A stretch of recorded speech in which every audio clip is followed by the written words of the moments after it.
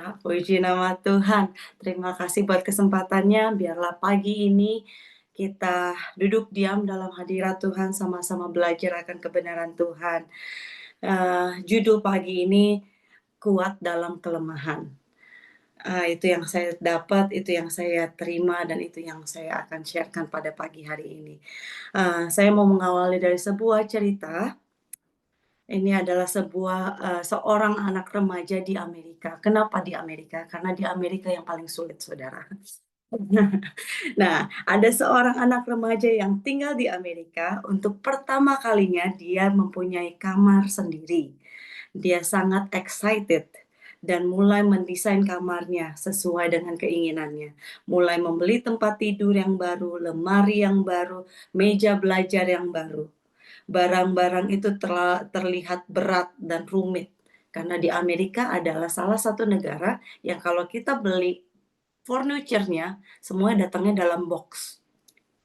Jadi remaja ini benar-benar di Amerika, bukan di Indonesia. Yang kita beli langsung pilih-pilih, taruh sini, taruh sana. Tapi ini di Amerika. Barang-barangnya terlalu berat dan rumit dan untuk dia mengerjakan sendiri. Akhirnya ia menyadari keterbatasan dia dan minta bantuan ayahnya. Sang ayah datang membantu mengangkat, merakit semuanya dengan cepat, dengan cekatan. Sang remaja ini kagum melihat ayahnya yang begitu sosok yang kuat secara fisik dan juga bijaksana dan juga andal dalam banyak hal. Dari ketidakmampuan seorang remaja ini, ia justru lebih menghargai ayahnya. Puji nama Tuhan. Tema gereja kita bulan Juli ini adalah jadilah kuat. Kita sama-sama mau belajar dari seorang rasul besar. Dia adalah Rasul Paulus. Kita buka aja ayatnya 2 Korintus 12 ayat 2 Korintus 12 ayat 7 sampai 10. 2 Korintus 12 ayat 7 sampai 10. Demikian firman Tuhan. Dan supaya aku jangan meninggikan diri karena penyataan-penyataan yang luar biasa itu, aku diberi suatu duri di dalam dagingku, yaitu seorang utusan iblis untuk menghantam aku, supaya aku jangan meninggikan diri. Tentang hal itu aku sudah 3 kali berseru kepada Tuhan, supaya utusan iblis itu mundur dari hadapanku. Namun jawab Tuhan kepadaku, cukuplah anugerahku bagimu, sebab justru dalam kelemahanlah kuasaku menjadi sempurna. Sebab itu aku terlebih suka bermegah atas kelemahanku, supaya kuasa Kristus turun menaungi aku. Karena itu aku senang dan rela di dalam kelemahan, di dalam dalam siksaan, di dalam kesukaran, di dalam penganiayaan, dan kesengsaraan karena Kristus. Sebab jika aku lemah, aku kuat. Puji nama Tuhan. Tema gereja kita adalah jadilah kuat. Saya nanya Tuhan, apa ya Tuhan yang saya mau sharingkan? Dan saya saat-saat ini mengalami beberapa kelemahan. Jadi Tuhan tuh ya kasih ini buat saya, dan inilah kita kuat dalam kelemahan kita. Di dalam kalau kita baca dari 2 Korintus 12 ayat yang pertama sampai ayat yang ke-6, Paulus menceritakan pengalaman-pengalaman rohaninya yang begitu dahsyatnya. Dia mendapatkan penglihatan-penglihatan, penyataan-penyataan yang dari Tuhan. Dan di ayat 7, Paulus juga menyadari untuk dia tidak meninggikan diri. Kata lainnya supaya dia tidak sombong, dia diberi duri dalam daging. Apa itu duri dalam daging? Sementara di antara kita, saya mau nanya dulu saudara, adakah di antara kita yang pernah ketelan duri? Saya pernah ketelan duri. Orang Batak tadi ngomong sama Pastor Jonathan, orang Batak mungkin tahu ya. Orang Batak itu punya salah satu makanan khas, namanya arsik ikan emas. Jadi dalam acara-acara itu selalu ada arsik ikan emas. Dan ikan emas adalah salah satu ikan yang memiliki duri yang banyak, sampai di dagingnya kecil-kecil, banyak sekali. Kalau menurut saya kasih level ikan yang paling paling paling banyak duri nomor satu bandeng, nggak ada yang ngalahin. Tapi bandeng ada yang presto, jadi kita bisa makan. Tapi ikan mas saya belum nemu ada yang presto. Jadi ikan mas itu adalah ikan yang kedua yang durinya paling banyak. Saya pernah ketelan duri ikan mas. Sakitnya pakai banget sudah, sakit banget. Tidak nyaman dan jangankan itu saat saya nelen air liur aja itu rasanya sakit. Jadi saya segala cara waktu itu segala cara saya lakuin. Saya cok diri saya muntahin. Mama saya bilang coba telan nasi, dibulet-buletin telan nasi supaya durinya nyangkut di nasi terus masuk ke perut.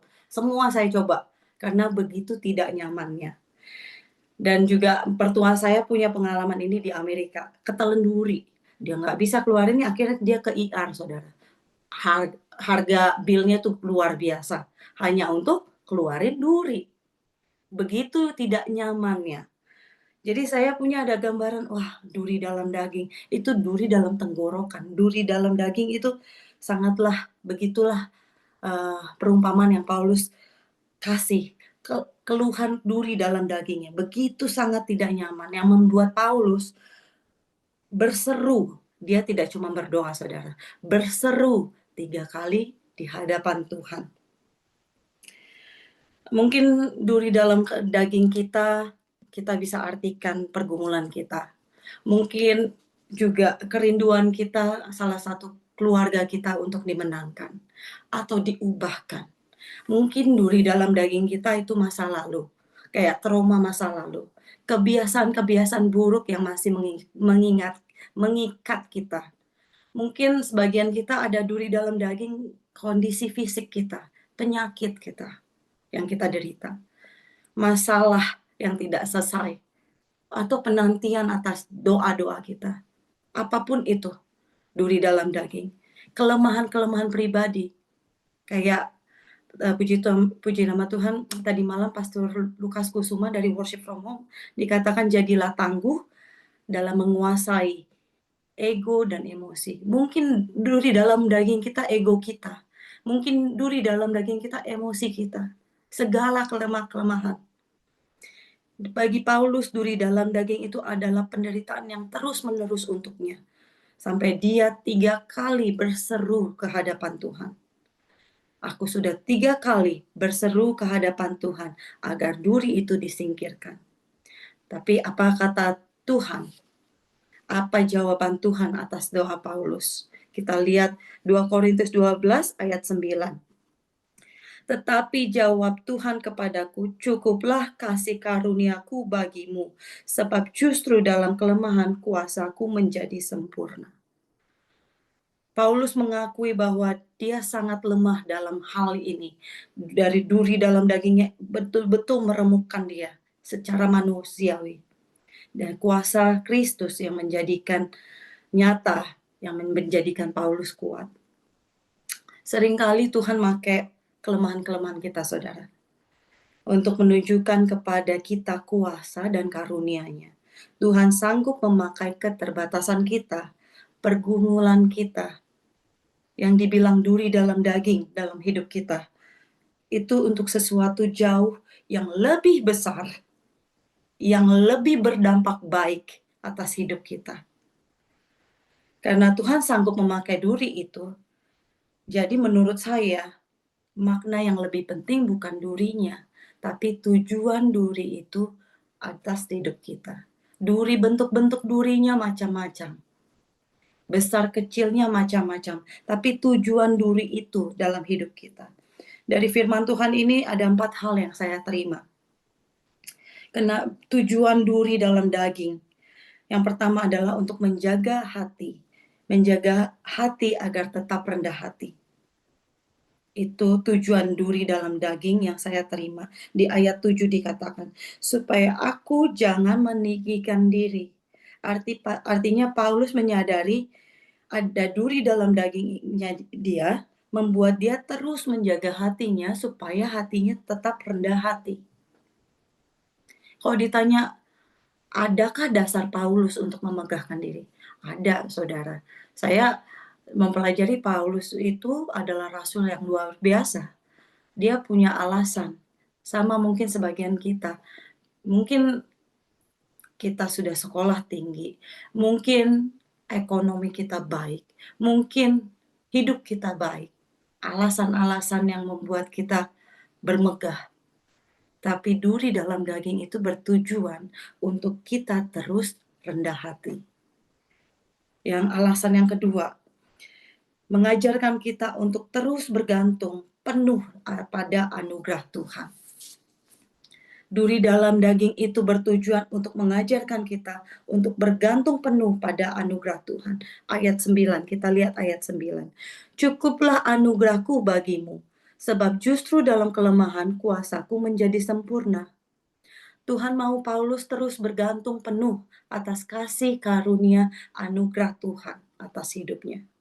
Dibilang cukuplah anugerahku bagimu. Artinya bentuk jawaban doa yang Tuhan kasih buat Paulus itu bukan masalah lagi.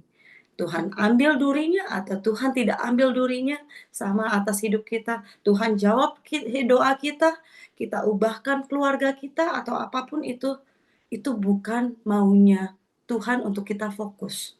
Tapi maunya Tuhan ini loh, gantungkan harapanmu anugerah, cukuplah anugerahku bagimu. Itu kata Tuhan kepada Paulus. Itu kata Tuhan atas hidup kita.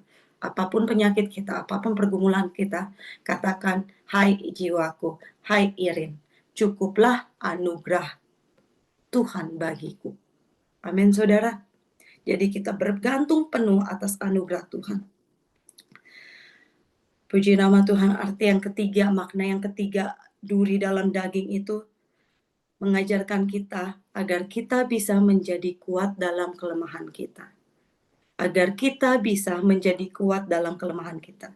Dikatakan di situ justru dalam kelemahan kuasaku menjadi sempurna. Pertanyaan saya, apa yang menjadikan kita kuat dalam kelemahan kita? Apa yang menjadikan kita kuat dalam kelemahan kita? Ini kan kelemahan, bukan kekuatan, bukan kalau dibilang our strength. This is bukan our strength, malah ada kontroversi di sini. Kelemahan, our weakness. Ketidakmampuan kita, kelemahan kita. Apa yang menjadikan kita kuat dalam kelemahan kita? Dikatakan di sini, kuasaku. K-nya gede. Kuasaku, artinya kuasa Tuhan. Jadi yang bisa bikin kita kuat dalam segala kelemahan kita adalah kuasa Tuhan yang menjadi sempurna. Arti kuasa Tuhan menjadi sempurna artinya kuasa Tuhan semakin menonjol atas hidup kita. Artinya kuasa Tuhan menjadi lebih jelas lagi dalam hidup kita. Semakin sempurna dalam hidup kita. Kita sadar betul kita tidak bisa. Kita sadar betul kita tidak sanggup. Kita nggak bisa, walaupun kita condong mengandalkan kekuatan kita sendiri, ini udah titik terendah dalam hidup kita, kelemahan kan saudara. Udah nggak sanggup lagi. Dalam kita, kalaupun firman Tuhan ada, terkutuklah orang yang mengandalkan kekuatan. Jangankan kekuatan, ini udah kelemahan. Jadi udah nggak ada kekuatan kita yang membantu kita dalam kelemahan kita. Jadi lebih kuasa Tuhan lebih tertonjol, lebih dilihat, dipertontonkan di hadapan kita. Ini loh, kelemahanmu, kuasaku sempurna. Jadi udah nggak ada lagi alasan-alasan, udah nggak ada lagi yang kita banggakan, udah nggak ada lagi yang kita andalkan. Hanya kuasa Tuhan semakin menonjol. Puji nama Tuhan. Alasan keempat yang saya terima dari Rema ini adalah duri dalam daging itu bertujuan untuk mengizinkan Kristus bekerja dalam hidup kita. Duri dalam daging itu adalah mengizinkan Kristus bekerja dalam hidup kita. Dikatakan kita bisa bermegah, Paulus bisa bermegah atas kelemahan kita. Apa sih Tuhan maknanya bermegah dalam kelemahan? Saya nanya saudara, bermegah itu katanya kayaknya membanggakan diri dalam kelemahan. Apa yang bisa aku banggakan dalam kelemahan-kelemahanku? Malah aku terperosok dalam kelemahanku. Tapi Paulus mengatakan aku bisa bermegah dalam kelemahan. Paulus memilih untuk menerimanya mengakuinya, menerima, dan mengambil keputusan untuk bersukacita atas kelemahannya. Dikatakan di ayat 9b, sebab itu aku terlebih suka bermegah, aku terlebih suka katanya, aku terlebih suka bermegah atas kelemahanku, supaya kuasa Kristus menaungi aku.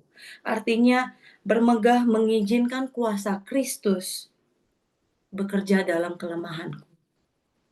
Itulah yang saya renungkan dari ayat ini.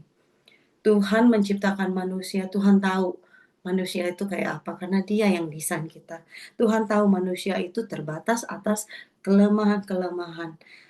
Ada kelemahan fisik, ada kelemahan emosional, ada kelemahan semuanya. Kita bisa namain semua kelemahan-kelemahan manusia. Tapi saudara, good news-nya, kabar baiknya, kita tidak dipanggil untuk menyembunyikan kelemahan kita. Kita tidak dipanggil untuk pura-pura kuat. Kita dipanggil bukan untuk hidup dalam denial. Denial itu apa ya? Penolakan atas kelemahan kita. Kita dipanggil untuk mengidentifikasi, untuk melihat dalam hidup kita segala kelemahan-kelemahan itu, supaya kita sadar, supaya kita tidak bermegah, supaya kita sadar atas duri dalam daging kita, hanyalah untuk supaya kita bawa itu dalam Tuhan. Kita menyerahkan dalam Tuhan. Segala kelemahan itu di hadapan Tuhan. Dan memberikan kuasa supaya kuasa Tuhan nyata dan sempurna atas hidup kita. Justru saat kita lemah, kita kuat. Bukan karena kemampuan kita lagi, tapi karena kuasa Tuhan. Tapi karena Kristus yang tinggal di dalam kita, kita menjadi kuat dalam kelemahan kita. Saya waktu baca firman itu, wow, luar biasa. Tuhan tahu kita lemah. Tuhan tahu keterbatasan kita. Dan Tuhan kasih tahu, ini loh, biarkan kuasaku menjadi sempurna. Puji nama Tuhan. Dan biarlah renungan itu membawa kita, lebih lagi introspeksi, akui kelemahan kita di hadapan Tuhan. Dan biarkan Tuhan menyatakan kuasanya. Kuasanya sempurna. Amin, saudara. Mari kita bersatu dalam doa. Shikarabayaraba shikaramayanabayana. Shikarabayaraba shikaramayana. Allah Roh Kudus, kami mengucap syukur untuk firman-Mu pada hari ini Bapa. Materaikan dalam loh hati kami Bapa. Terima kasih Bapa. Kami saat ini Tuhan, kami mau serahkan segala kelemahan kami di hadapan-Mu Bapa. Bekerjalah dalam hidup kami, bentuk kami Tuhan. Biarlah segala kelemahan-kelemahan kami, duri dalam daging ini, mendatangkan tujuan ilahi Bapa. Supaya hidup kami dapat memuliakan Engkau. Supaya kami bisa menjaga hati kami. Supaya Engkau mendapati hati kami tetap rendah hati di hadapan-Mu Tuhan. Biarlah duri dalam daging ini membuat kami terus bergantung atas kasih anugerah-Mu saja Tuhan. Cukuplah anugerah-Mu bagi kami Bapa. Bekerjalah Bapa dalam hidup kami, dalam setiap kelemahan kami Tuhan, supaya kuasa-Mu sempurna atas hidup kami Tuhan. Dan mampukan kami menjadi pribadi yang kuat, supaya kami menjadi pribadi yang kuat dalam kelemahan kami Tuhan. Materaikan Bapa, di dalam nama Tuhan Yesus, cara-Mu yang begitu ajaib, biarlah kami tetap setia dalam proses-proses Tuhan. Ajar kami melihat Tuhan tujuan-tujuan yang lebih besar lagi atas segala kelemahan-kelemahan kami Bapa. Di dalam nama Tuhan Yesus, kami serahkan hari ini Tuhan dalam tangan kasih-Mu yang kuat. Tuntun kami hari ini dengan kuat kuasa-Mu Bapa. Tuntun kami pribadi, tuntun keluarga kami Tuhan. Biarlah hari ini menjadi hari yang baik. Kami bisa memperoleh hikmat untuk menggunakan hari ini di dalam kasih karunia-Mu Bapa. Di dalam nama Tuhan Yesus, jemaat Tuhan yang mau lebih lagi mengakui, memberikan segala kelemahan-kelemahan tubuh fisik itu di hadapan Tuhan, supaya Tuhan memakainya lebih lagi. Katakan, amin.